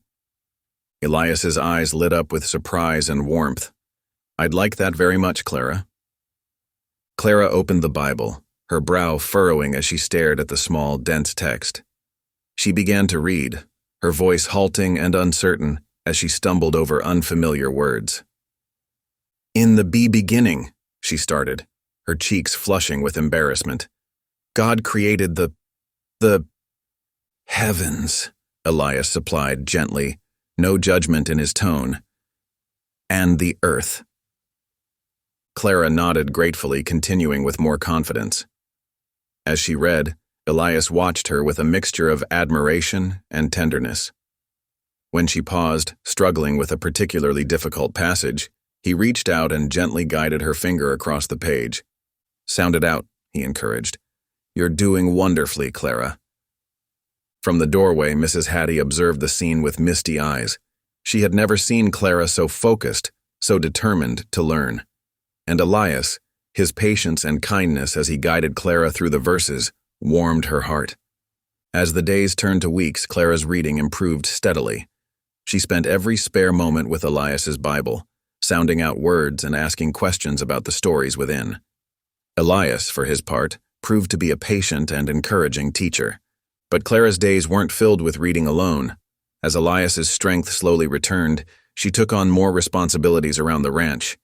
Under Mrs. Hattie's watchful eye, Clara learned to mend fences, tend to the vegetable garden, and care for the livestock. One crisp morning, Clara set out to check the fences along the western pasture. The air was cool and fresh, carrying the scent of sage and prairie grass. As she worked, hammering loose boards back into place, she felt a sense of peace settle over her. This land, her father's land, was becoming home in a way she had never dared to hope for. Returning to the ranch house, Clara found Elias sitting on the porch, his injured arm cradled in a sling. He smiled as she approached, and Clara felt her heart skip a beat. "How are the fences looking?" he asked, gesturing for her to join him. Clara settled onto the porch step, wiping sweat from her brow. "Much better now," she replied, "though I reckon we'll need to replace some posts come spring." Elias nodded approvingly. "You've got a good eye for it," he said. "Your father would be proud to see how you're caring for his land." A comfortable silence fell between them as they watched the sun begin its descent towards the horizon. The prairies seemed to glow under the fading light, painting the world in shades of gold and amber. Clara hugged her knees to her chest, her voice soft when she finally spoke. "I never thought I'd feel safe again," she admitted. "After everything that happened, I was sure life would always be full of fear and pain." Elias turned to look at her, his eyes filled with understanding and compassion. "God often rebuilds what men break," he said gently. "It may not look the same as before, but sometimes it's even stronger for having been mended."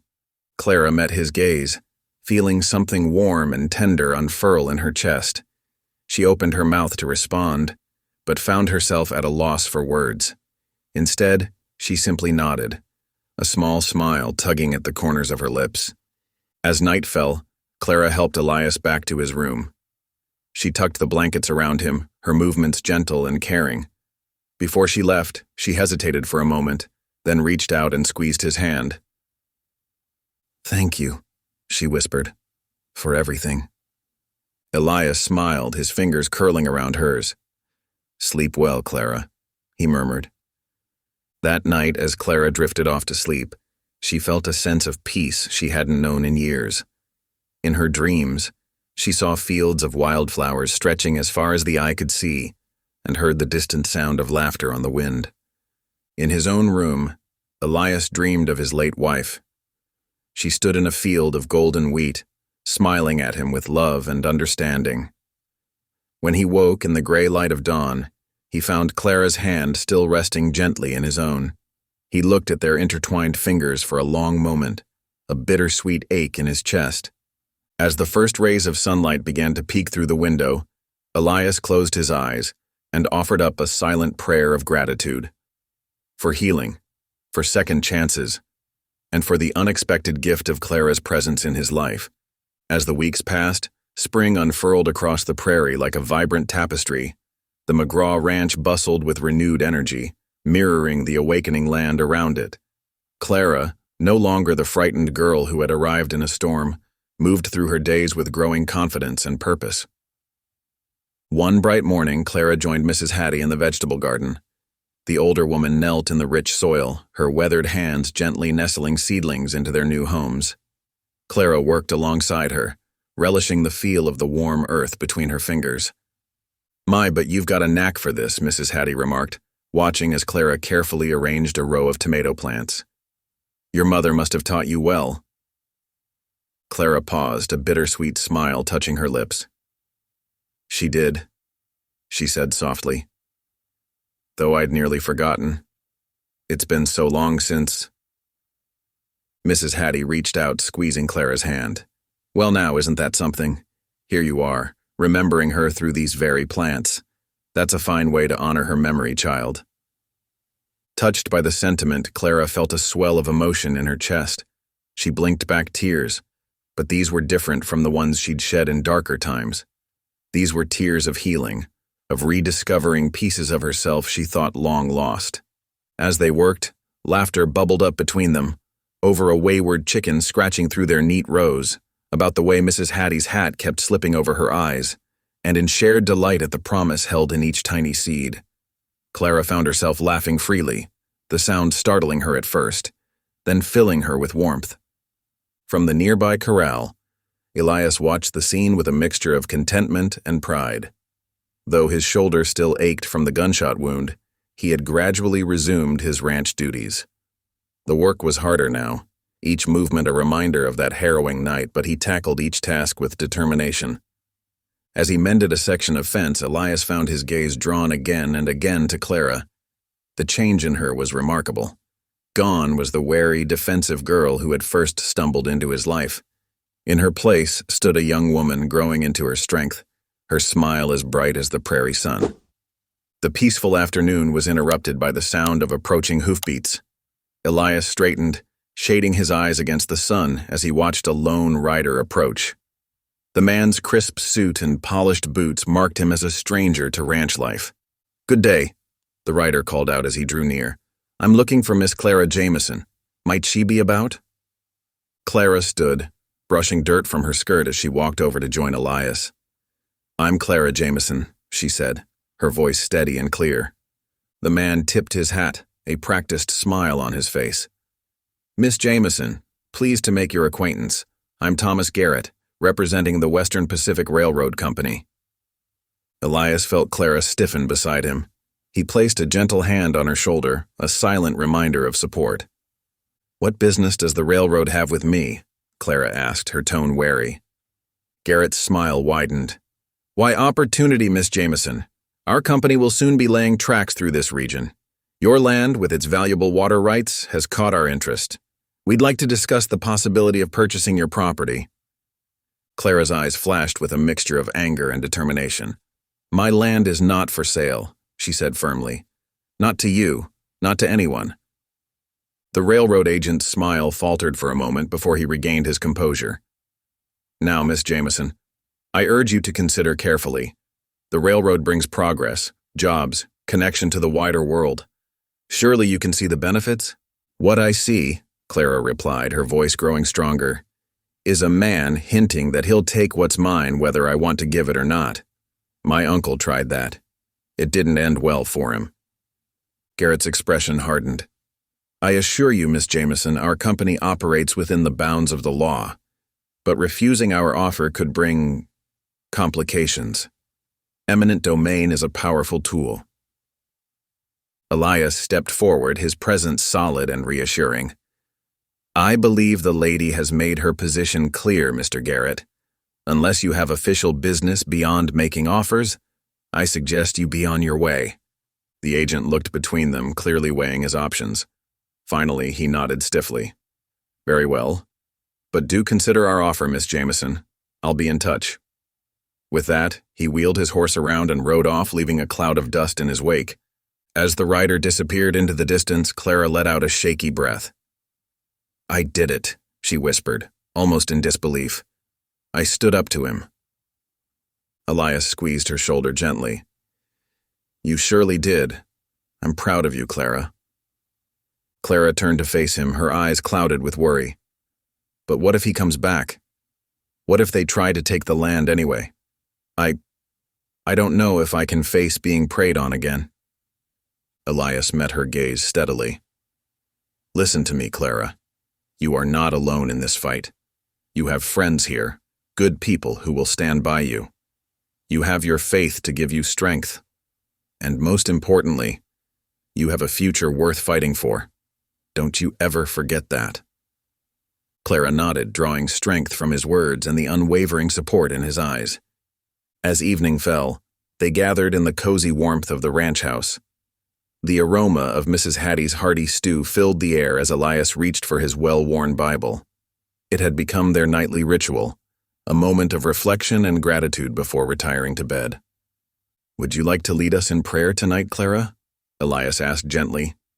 Clara hesitated for a moment, then nodded. She closed her eyes, her brow furrowing slightly in concentration as she began to speak.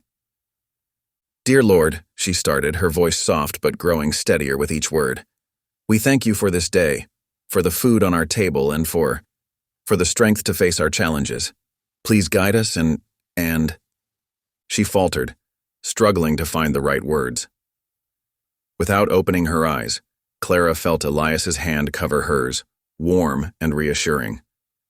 "And grant us the wisdom to recognize your blessings even in difficult times," he finished quietly. Clara opened her eyes, a grateful smile spreading across her face. "Amen," she whispered. As they shared their meal, the lamp's warm glow cast a gentle light over the table. Clara looked around at the faces of Elias and Mrs. Hattie, feeling a sense of belonging she had almost forgotten was possible. Whatever challenges lay ahead, she knew she would face them with courage, faith, and the support of those who had become her chosen family. The warm summer sun bathed the rolling plains in a golden glow, transforming Clara's homestead into a vibrant tableau of life and color. The once barren patch of earth now teemed with possibility, mirroring the hope that had taken root in Clara's heart. Along the weathered fence line, Clara carefully planted wildflower seeds, her fingers working the soil with gentle determination. She paused, wiping a bead of sweat from her brow, and surveyed her handiwork. Soon, these tiny seeds would burst into a riot of colors, purples, yellows, and reds, a living testament to her resilience and newfound sense of belonging. As the afternoon sun dipped lower in the sky, Clara retreated to the shade of the porch. She settled onto the worn wooden steps, a small, leather-bound notebook balanced on her knee. It was a gift from Elias, given with a shy smile and an encouraging nod. Now Clara traced her finger along the creamy pages, marveling at how something so simple could represent such profound change in her life. With careful concentration, Clara formed each letter, her tongue peeking out slightly as she focused on the task. The curves and lines were still shaky, but improving day by day. As she practiced, Mrs. Hattie's words echoed in her mind. "You keep at it, child. Before you know it, you'll be reading to us from the good book. Why, I wouldn't be surprised if you end up teaching others someday." The thought both thrilled and terrified Clara. To think that she, once treated as little more than property, could one day impart knowledge to others. It seemed almost too much to hope for. Yet hope had become a familiar companion these days, nudging her forward when doubts threatened to take hold. As Sunday dawned, Clara stood before the small mirror in her room, smoothing down her best dress with trembling hands. It would be her first time attending the church gathering since her ordeal, and her stomach churned with a mixture of anticipation and dread. What if the townsfolk still whispered about her? What if their smiles hid judgment behind false kindness? Elias's steady presence beside her as they approached the whitewashed church building did little to quell her nerves. But as they stepped through the doors, Clara was met not with suspicion, but with a wave of warmth that nearly took her breath away. "Clara, dear, so good to see you." Mrs. Peterson, the baker's wife, bustled over, pressing a still warm apple pie into Clara's hands. "We've missed you at our gatherings." Others soon followed, offering handshakes, gentle pats on the shoulder, and words of welcome. Clara found herself enveloped in a cocoon of genuine kindness, each interaction chipping away at the walls she had built around her heart. As the service began, Clara sank into a pew, the worn hymnal feeling both foreign and familiar in her hands.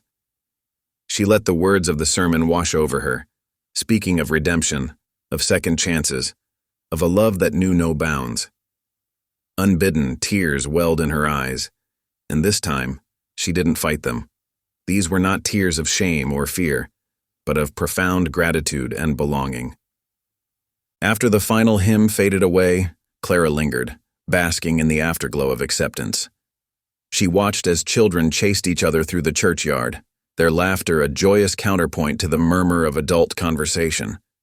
For the first time in longer than she could remember, Clara felt the weight of constant vigilance lift from her shoulders. Here, among these good people, she was safe. She was home.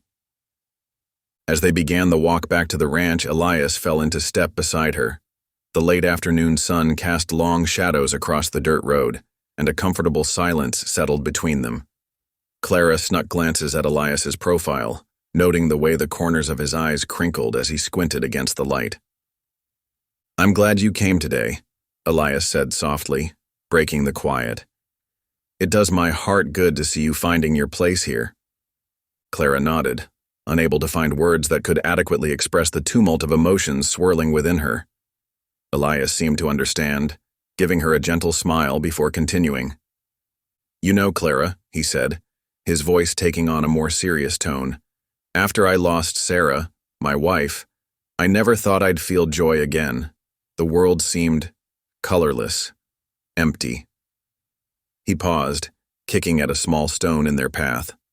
"But then you came along with your strength and your determination, and somehow, without me even realizing it, you brought color back into my life." Clara felt heat rise to her cheeks, her heart hammering against her ribs. She ducked her head, unsure how to respond to such a heartfelt admission. Part of her wanted to reach out, to take Elias's hand in her own. But another part, the part that still bore the scars of her past, held her back. I'm glad," she finally managed, her voice barely above a whisper. "You've given me so much, Elias. A home, safety, purpose." Elias nodded, seeming to understand all that remained unspoken between them. As they approached the ranch house, he gave her shoulder a gentle squeeze before heading towards the barn to tend to the evening chores. That night, as Clara lay in bed listening to the symphony of crickets outside her window, She found her thoughts drifting back to Elias's words. The idea that she could bring joy to someone's life, especially someone as good and kind as Elias, filled her with a warmth she couldn't quite name. Yet even as her heart swelled with affection, doubt crept in like a chill wind. Could she ever truly trust love again? After all she had endured, all the betrayals and pain, was she even capable of opening herself up to such vulnerability? Clara turned onto her side, pulling the quilt tighter around her shoulders. The answers didn't come easily, but as she drifted off to sleep, one thought remained clear.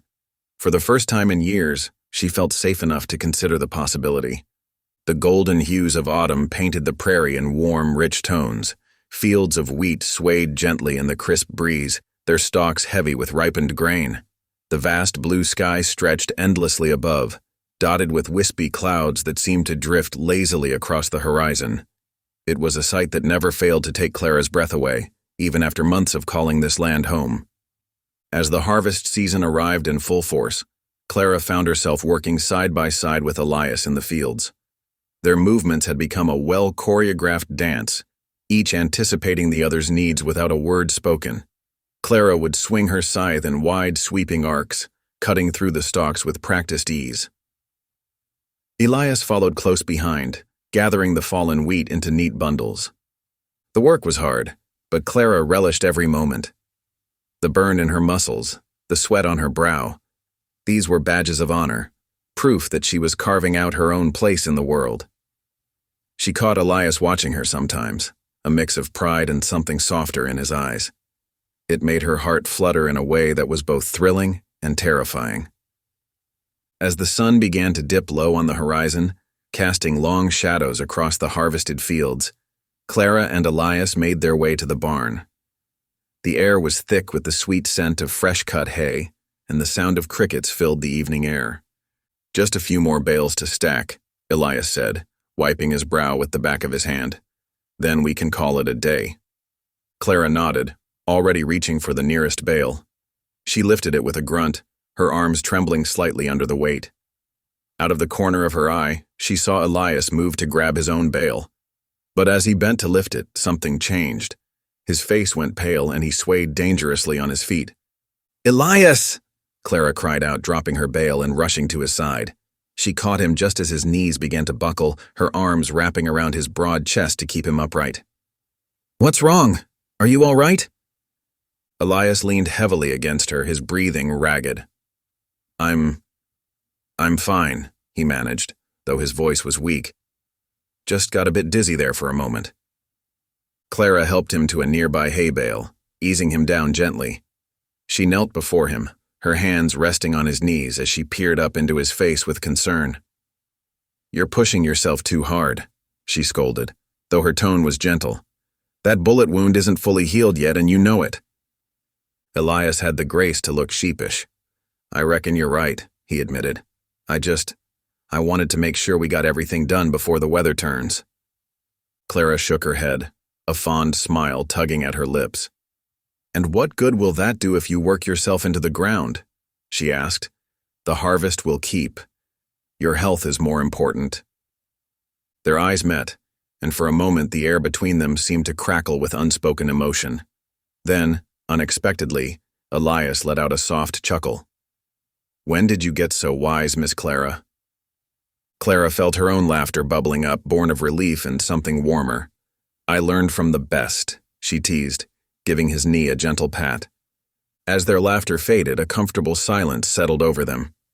Clara remained kneeling before Elias, suddenly very aware of how close they were.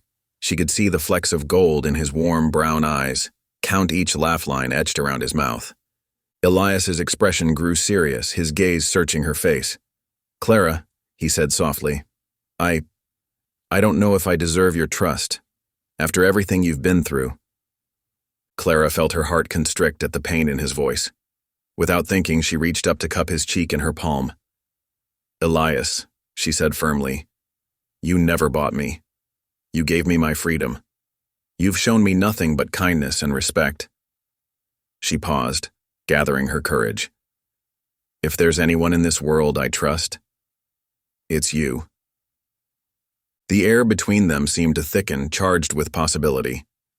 Elias leaned forward slightly, his eyes dropping to Clara's lips. Clara felt her breath catch in her throat, her heart pounding so loudly, she was sure he must hear it. Just as it seemed the moment might crest into something more, a voice rang out from the direction of the house. "Elias! Clara! Supper's ready!" Mrs. Hattie called, her tone cheerful and oblivious to the tableau in the barn. The spell broken, Clara and Elias drew apart, both flushed and slightly flustered. Elias cleared his throat, rising slowly to his feet. "We'd best not keep Mrs. Hattie waiting," he said, offering Clara his hand to help her up. Clara nodded, accepting his help. As they walked towards the house, their hands remained linked for a moment longer than strictly necessary, neither quite willing to let go. That night, after the dishes were cleared and good nights exchanged, Clara knelt beside her bed. The moonlight streamed through her window, casting a soft glow over her clasped hands. She closed her eyes, her heart full of conflicting emotions. "Dear God," she whispered, her voice barely audible even in the quiet room. I don't know what to do. These feelings I have for Elias, they're so strong, but they frighten me too." She paused, gathering her thoughts. "Please show me the way. Help me understand what my heart is trying to tell me. And if it's your will, help me find the courage to love again." As she finished her prayer, Clara felt a sense of peace settle over her. The path ahead might be uncertain, but she knew she wouldn't walk it alone. With a soft sigh, she climbed into bed, pulling the quilt up to her chin. As she drifted off to sleep, her last thoughts were of Elias's warm eyes and gentle smile, and the promise of a new day dawning. The winter winds howled across the snow-covered plains, turning the once golden fields into a stark white landscape. The ranch, now blanketed in silence, stood as a testament to the harsh beauty of the frontier. Inside the warm cabin, Clara Jameson, now 18 years old, sat by the fireplace, her fingers nimbly darning a pair of work gloves. Elias McGraw watched her from across the room, a mix of pride and hesitation etched on his weathered face. Over the past year, he had seen Clara transform from a frightened, mistrustful girl into a capable, confident young woman. She now ran much of the ranch work herself, her determination and skill rivaling that of any seasoned rancher. Clara's face was set in concentration, her brow furrowed as she focused on her task. The firelight danced across her features, highlighting the strength that had always been there, now tempered by experience and hard-won wisdom. Elias marveled at how she had flourished, despite the hardships she had faced. As if sensing his gaze, Clara looked up, a small smile tugging at the corners of her mouth. "Is something wrong, Elias?" she asked, her voice carrying a hint of amusement. Elias shook his head, a chuckle escaping him. "Not at all," he replied. "Just thinking about how far you've come. You've taken to ranch life like you were born to it." Clara's smile widened, a flush of pride coloring her cheeks. "I reckon I had a good teacher," she said softly, her eyes meeting his with warmth. A comfortable silence fell between them, broken only by the crackling of the fire and the distant howl of the wind. Outside, snow continued to fall, each flake adding to the thick blanket that covered the land. As the evening wore on, Elias found himself wrestling with thoughts that had been growing in his mind for months. He watched Clara as she moved about the cabin, her movements sure and graceful. She was no longer the scared girl he had rescued from that saloon. She was a woman now, strong and capable. Finally, as Clara settled back into her chair by the fire, Elias cleared his throat. "Clara," he began, his voice gentle, "I've been meaning to ask you something." Clara looked up, her eyebrows raised in curiosity. "What is it, Elias?" Elias leaned forward, his elbows resting on his knees. "I was wondering, what future do you dream of?" he asked, his voice soft but earnest. "You've come so far, made this ranch your home. But is this the life you want?" Clara's hands stilled in her lap, her eyes growing distant as she considered his question. For a moment, the only sound was the crackling of the fire and the whistle of the wind outside. "I want to belong," she finally said, her voice barely above a whisper. "Not by force, not because someone claimed me or bought me. I want to belong by choice." Her eyes met Elias's, shining with unshed tears. "I want a future where I'm free to make my own decisions, to build a life that's truly mine." Elias felt his heart swell with emotion. He stood, crossing the room to kneel before Clara's chair. Taking her hands in his, he looked up into her face, his expression solemn. "Clara," he said, his voice rough with feeling, "I promise you, I will never claim you without your will. Your freedom, your choices, they're yours and yours alone. He paused, swallowing hard. "I care for you too much to ever take that away from you." Tears glistened in Clara's eyes, catching the firelight. "Elias," she whispered, her voice trembling, "I've already chosen." For a moment they stayed frozen, the weight of Clara's words hanging in the air between them. Then, slowly, Elias rose, gently pulling Clara to her feet. They stood face to face, their hands still clasped together. "Clara," Elias breathed, his eyes searching hers, "are you sure? I'm older than you, I've got my own burdens. I don't want you to feel obligated." Clara shook her head, cutting him off. "I'm sure," she said firmly. "You've never treated me as anything less than your equal. You've given me the freedom to choose, and I choose you, Elias. If you'll have me." Elias felt a smile break across his face, joy filling his chest. Slowly, reverently, he drew Clara into his arms. She came willingly, her head resting against his chest as his arms encircled her. "Of course I'll have you," he murmured into her hair. "Clara, you've brought light back into my life. I love you." Clara's arms tightened around him. "I love you too," she whispered, her voice muffled against his shirt. They stood there for a long moment, holding each other as the fire crackled and the wind whistled outside.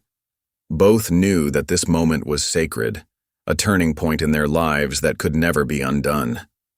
As they finally pulled apart, Elias cupped Clara's face in his hands, his thumbs gently wiping away the tears that had spilled onto her cheeks. "We'll take this slow," he promised. "We've got all the time in the world." Clara nodded, a watery smile on her face. "I'd like that," she said softly. Outside, the snow continued to fall gently, blanketing the ranch in a hushed silence. Inside, Clara and Elias stood together by the fire, their hearts full of love and promise for the future they would build together. A future based on mutual respect, trust, and above all, choice. Spring returned to the plains, bringing with it the promise of new beginnings. The air was sweet with the scent of wildflowers, and the prairie grass swayed gently in the warm breeze. On Clara Jameson's 18th birthday, the little church built on her father's land bustled with activity. Townsfolk gathered, their Sunday best adorned with colorful ribbons and shining buttons.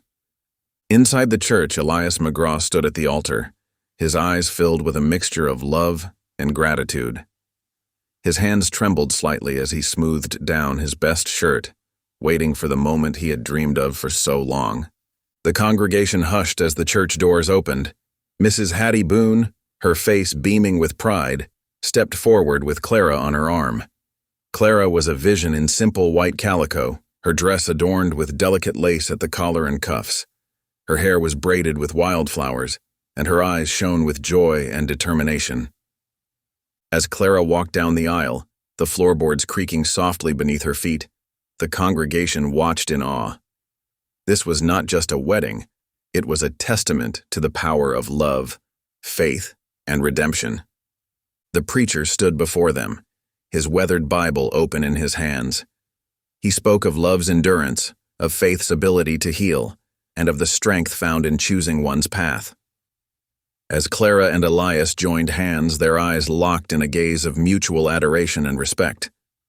When it came time for the vows, Elias's voice rang clear and strong, promising to love, honor, and cherish Clara for all their days. Clara's voice, though softer, carried just as much conviction. As she finished her vows, she added words that brought tears to every eye in the church. "You paid for me once, but love finished it." The congregation wept openly at her words, understanding the depth of the journey that had brought Clara and Elias to this moment. It was a declaration of freedom, of choice, and of the transformative power of true love. As the preacher pronounced them husband and wife, the church erupted in cheers and applause. Elias gently cupped Clara's face in his hands and kissed her, sealing their union with tenderness and reverence. The celebration spilled out onto the homestead as day turned to evening. Lanterns were strung between fence posts and trees, casting a warm glow across the land. Neighbors and friends gathered, sharing a feast of home-cooked dishes and raising their voices in joyful song. As the night deepened, Elias and Clara stepped onto the porch of their home, hand in hand. They watched the lamplight spread across their land, illuminating the fields and pastures that had become the foundation of their shared life. Together they faced the horizon, the vastness of the prairie stretching out before them. In that moment, they both knew that the scars of the past and the shadows that had once threatened to overwhelm them no longer held any power. Their love, chosen freely and nurtured with care, had built something beautiful and enduring. Thank you for listening. Stories connect us in the most unexpected ways. If you felt that spark today, make sure you're subscribed. I share a new one daily, and the next might change your day.